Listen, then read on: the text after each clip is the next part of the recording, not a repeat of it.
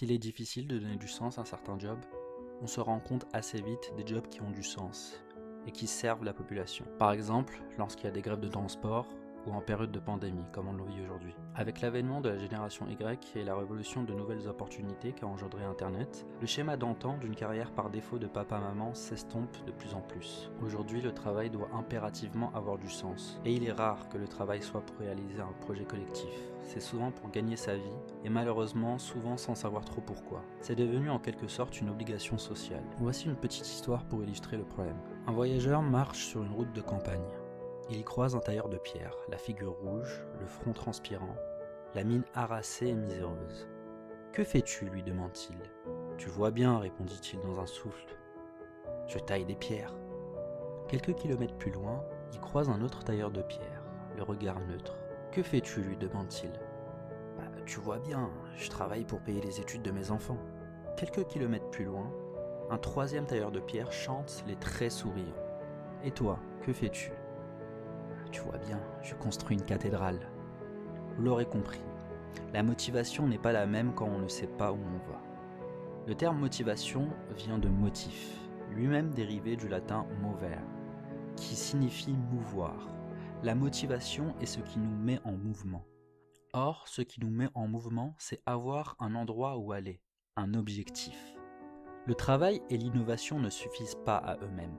Alors bien sûr, l'innovation et la réalisation de profits élevés sont des objectifs absolument nécessaires, mais des objectifs intermédiaires, des contraintes au service d'un but élevé, celui d'améliorer le monde en fabriquant des médicaments, par exemple des meubles, des maisons, en commercialisant des produits alimentaires, en éduquant et en soignant, en rendant des services aux entreprises qui elles-mêmes contribuent à améliorer la vie des gens.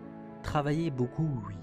Travailler durement, pourquoi pas, dans la joie ou la contrainte parfois, mais être capable de percevoir ce pourquoi nous travaillons, en mesurer les résultats et être certain que cela améliore le monde, voilà même l'essence du sens que l'on peut donner à son travail.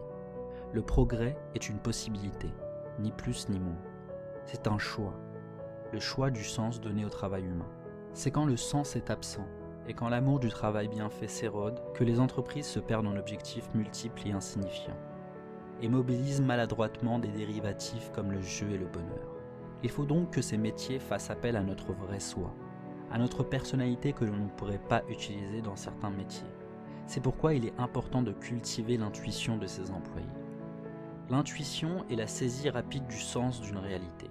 Elle est l'immédiateté d'un regard qui prend sa source dans l'expérience et les connaissances déjà acquises. Le fonctionnement du marché repose sur la liberté des prix, qui équilibre l'offre et la demande. L'entreprise repose sur des liens de subordination contractuelle qui passent outre au système des prix.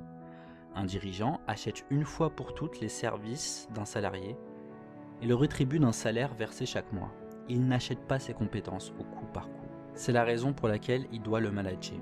Un bon manager est de permettre aux salariés d'être conscients des objectifs. Être libre, ce n'est pas juste faire ce que l'on veut, mais savoir ce que l'on fait. Pour cela, le process ne doit jamais l'emporter sur le sens.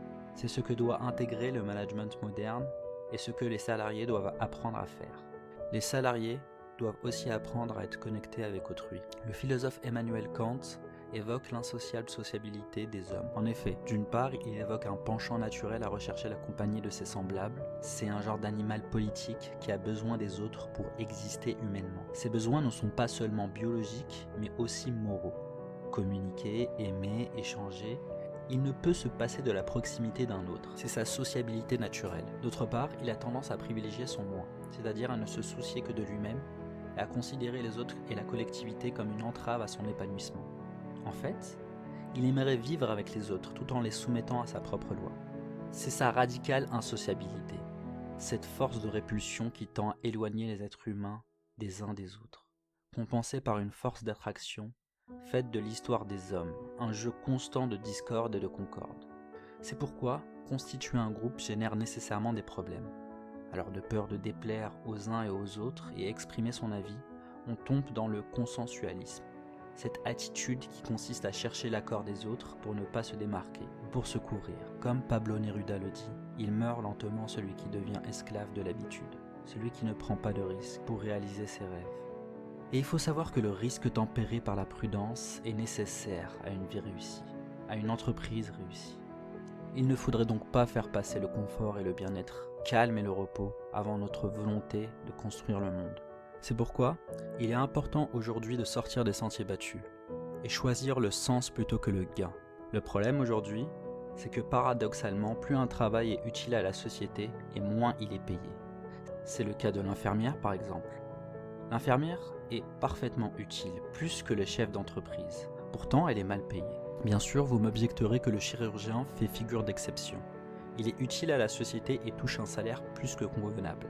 Mais savez-vous parmi les chirurgiens quel est celui qui gagne le mieux sa vie? C'est celui dont la spécialité consiste à blanchir l'anus. Quand le chirurgien qui sauve des vies gagne beaucoup moins. Dans les années 30, l'économiste Keynes avait prédit que l'avènement des technologies permettrait d'instaurer la semaine de 15 heures. Le pire, c'est que nous en sommes techniquement capables. Cela pourtant ne s'est pas produit. La technologie a au contraire été utilisée pour nous faire travailler davantage, car il a fallu créer des emplois de gratte-papier pour assurer le support administratif et technique de toutes nos industries nouvelles. À l'époque, il était presque unanimement admis que la prolifération des jobs vides de sens et bien payés pourtant était liée à l'essor du capitalisme financier, même s'il n'y avait pas de consensus quant à la nature de ce lien. Il paraissait juste logique de penser que, puisque Wall Street tirait de moins en moins ses profits d'entreprises dédiés au commerce et à la production et de plus en plus de la dette et de la spéculation et de produits dérivés financiers sophistiqués, une proportion croissante de travailleurs devait désormais gagner leur vie en manipulant des abstractions similaires. Il est donc paradoxal, en ce temps de confinement et de temps libre, de voir à quel point le travail est plus facile à subir que le temps libre déstructuré. Quand le temps libre est déstructuré, ça requiert un plus grand effort pour être modelé en quelque chose qui puisse être apprécié. Par exemple, les habitudes qui engendrent des objectifs particuliers, et particulièrement nos disciplines personnelles, aident à mieux apprécier les loisirs. Il est donc important de prendre du recul et mettre nos objectifs à moyen et long terme sur papier. Cela permettra d'avoir déjà une idée plus claire sur ce qui compte vraiment pour nous. Merci beaucoup d'avoir regardé cette vidéo. N'hésitez pas à laisser un like et un commentaire en dessous. Ça me ferait vraiment plaisir.